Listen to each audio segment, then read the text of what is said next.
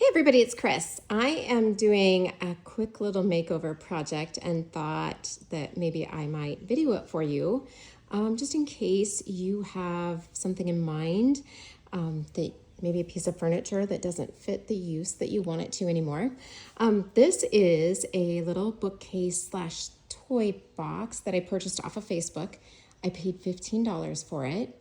It was in a little rough shape. You can see over here on the sides, it had some areas that were kind of raised.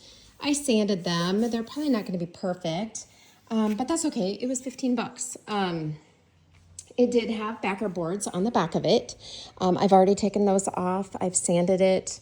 I've wiped it down. I filled a few holes. But the reason that I purchased this guy was my little granddaughter is coming to visit at the end of June, and she is about 18 months. And I'm like, you know what? She loves to read, and I feel like she needs a bookshelf and a toy chest at Grandma's house. They live in Texas, so it's not like this is something that she's not going to get a ton of use out of it, but I only paid $15 for it. And I think it's going to be super cute. And I think she's going to be super excited when she sees it. And my daughter is going to be super shocked that I'm not painting it pink. Okay, so here's my plan for this guy. I am going to spray paint it. It's called Smoky Beige. It's a Rust-Oleum color.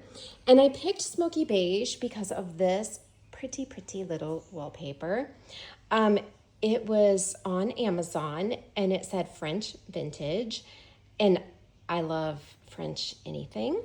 And so I just thought it was so cute with the little ballerina bunnies and the ballerina fox and all the little animals on it. But I decided I was gonna go with the almond color or the smoky beige color, just because I don't want a ton of pink. But one thing I am considering is I'm wondering, can I blow these up and decoupage them on the sides? And I could do the fox on one side and perhaps the bunny, but the bunny seems to have gotten cut off, so I'm not sure that that will work. But I might be able to figure out the frame from the fox. I bet I can. The other thing I just realized, it's probably not a pattern that repeats, and so it's probably not going to really line up the best, but we're going to go with it. I think it'll be all right. Actually, I think it might repeat a little bit. It's just not going to be perfect, but that's okay. So my first thing that I did was I sanded it all down. I wiped it down. I filled a couple of little holes. I'm not sure what was up here. I don't know if maybe they had put something across the top of it. Anyway, I filled those little holes. I'm going to spray paint it, starting with the inside, and then I will pop back on and show you how I'm going to cover the back panel. I've done some other little furniture projects where I've put wallpaper on the back panel, and it turns out super stinking cute. And I think for this project, I'm super excited to see it. So, all right, guys, I'm going to go ahead and spray paint this with my Rust-Oleum paint, and then I will pop back when I am ready to do the wallpaper. Hey everybody, it's Chris. I am back to show you the back side of Cece's bookcase, and I'll show you what I've done. I've pre-cut my piece of wallpaper, just so you don't have to watch me struggle with that. So this is the back side, the backer board that goes on her on her bookcase. And I just put a piece of shipping tape on here so that it's clear. I think I'm just gonna go ahead and leave it. That's why I used clear, just to kind of help to support it, because everything screws on the outside of the edge, and the panels will need to go like this onto the backer. So I needed to have something to keep it together so that the pieces will fit on the flat. So this is, actually I just did that absolutely backwards, didn't I? That's all right though. This is actually the back of it. And I'm just gonna make it like this. Honestly, the other side looks better anyway, so I think we're good with this side. I just wanna make sure I've got you guys in focus so you can see anyway. Okay, so this is the back of it. This is now going to be the inside of the piece. which I'm wondering if I probably should try to take these off really quick because I have a feeling that it might show through my wallpaper. So let's at least get those off of there. Sorry, I kind of had this backwards. I don't know why I thought the other side was. All right, I think I changed my mind. Let's just go ahead and we're gonna do the other side because I don't want the stickers to show through the wallpaper. Sometimes wallpaper is kind of thin, so we're just gonna go ahead and do this side anyway.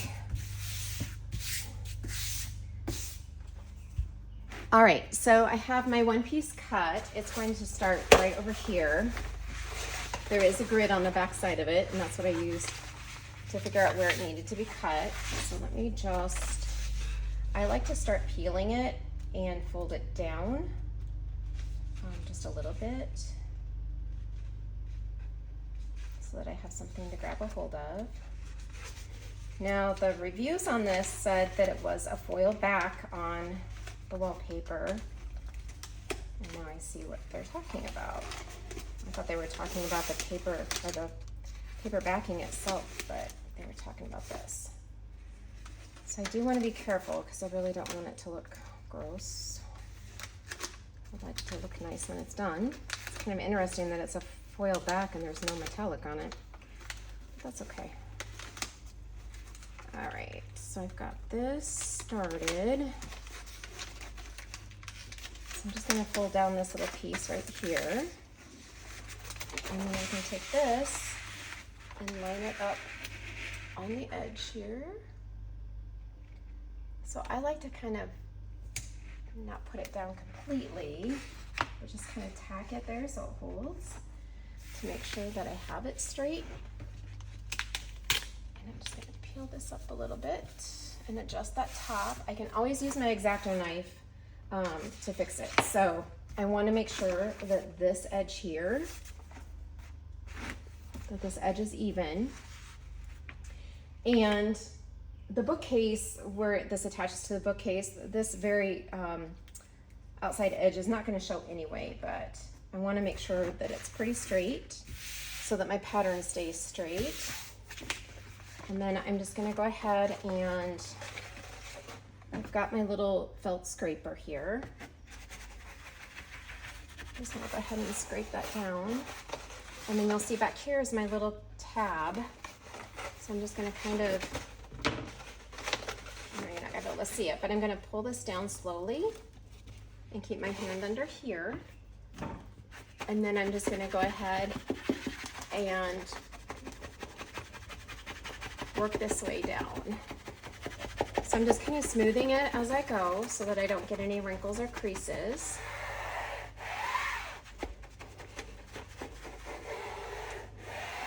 And you can push with this as well once you get going. You can usually push with it to get it to keep moving back and forth.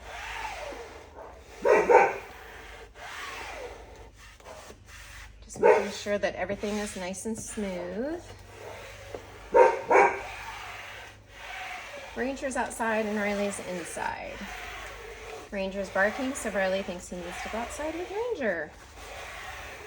And now I'm just pulling with this hand as I move my little scraper down. Got a little bit of wrinkle there, so we're just gonna get that out.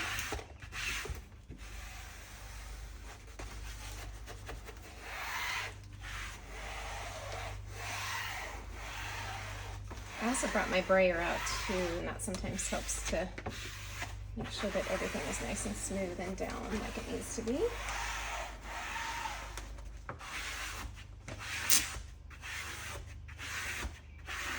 But this just ensures that you're getting all the air bubbles out.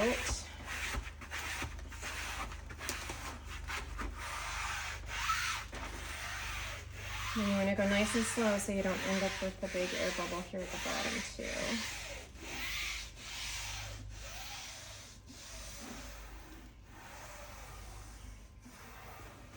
Maybe I'll cut that a little bit long, but that's all right. So I have my little X-Acto knife out. Okay, so now I'm just going to go ahead and smooth this down. Just like that. Okay, so there is a repeating pattern here, and I laid this out to make sure that it actually does line up. So I've got, I have a little strawberry here, but I've got to find, the bow is down here, so this is where this one's going to line up. So you can see right there is where it lines up. So we'll have to just slightly overlap, but that should be about right. So I'm just going to kind of feel my way up here. And I'm just going to make kind of like a little crease right here. This is the top. And we'll cut that. So we're going to cut right along this line.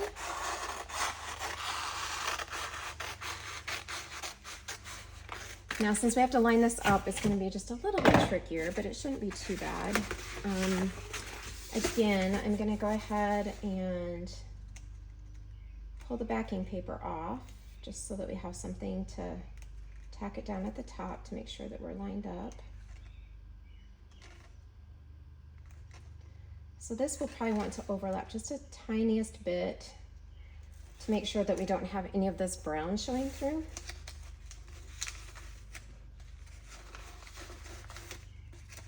So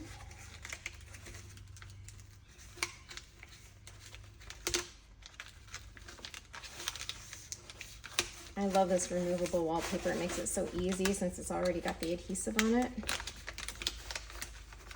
I just think it's a fun way to dress something up or give it a little extra pizzazz. All right, so we've got that laid out. Just gonna put this over the edge of my end of my thing. And I think what I'm gonna do is be more concerned about lining up my pattern.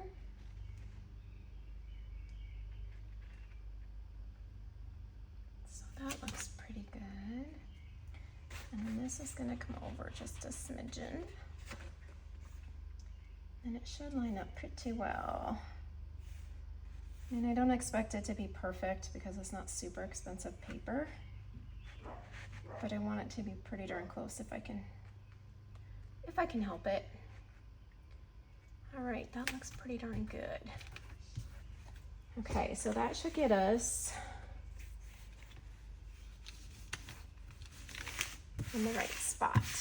So I'm just gonna go ahead and smooth that down. And I'm just kind of looking down the line here to make sure that my pattern is pretty even. There's probably going to be a little bit of a line when we're done, just because, as I said, it's not super expensive paper, but I'm going to do my best to try to make sure that it's lined up as well as we can. I'm just going to pull down, and this time I think I'm going to kind of push it as we go down. I think I'm going to kind of push it towards the seam, just so that I can make sure that I don't have a big gap. You can see a little bit of a gap there. Maybe we need to push that over just a tiniest bit more. Let's see if we can get it up. Maybe, maybe not.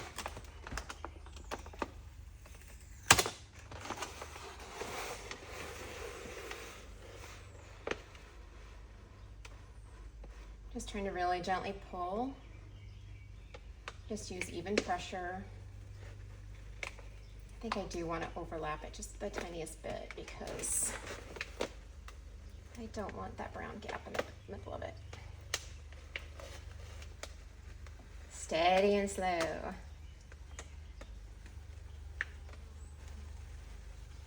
Goodness sakes. Okay. Let's try to do this again.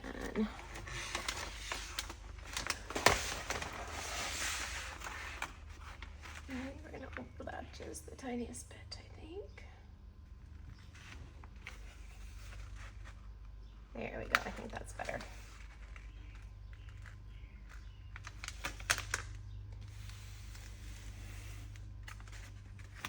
Okay, I feel better about it this time, guys.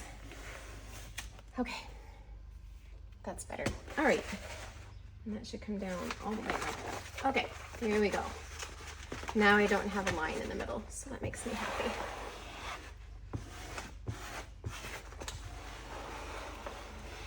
And again, I am going to push it kind of towards the right just to make sure that my seam looks good, or as good as it possibly can.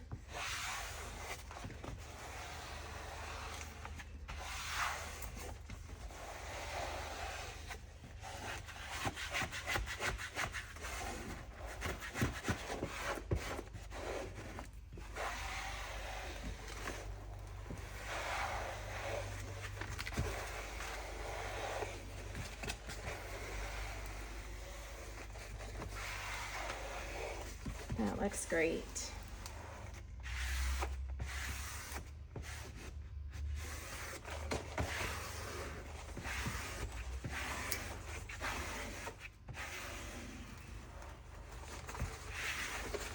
So you do want just a tiniest bit of overlap because that's what makes everything look seamless.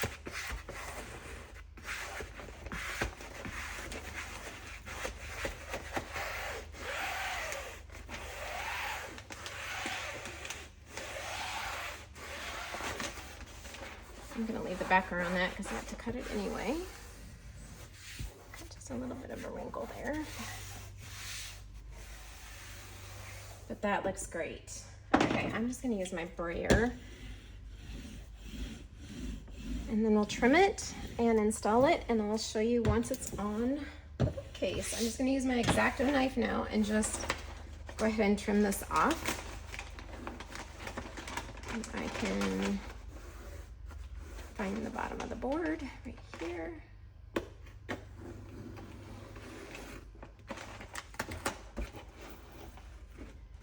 And let's just cut this piece too.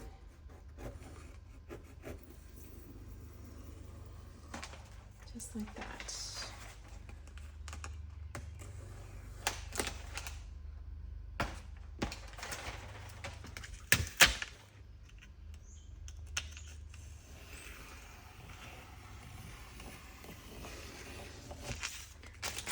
All right, guys, I'll get this put on and then I'll show you the finished project.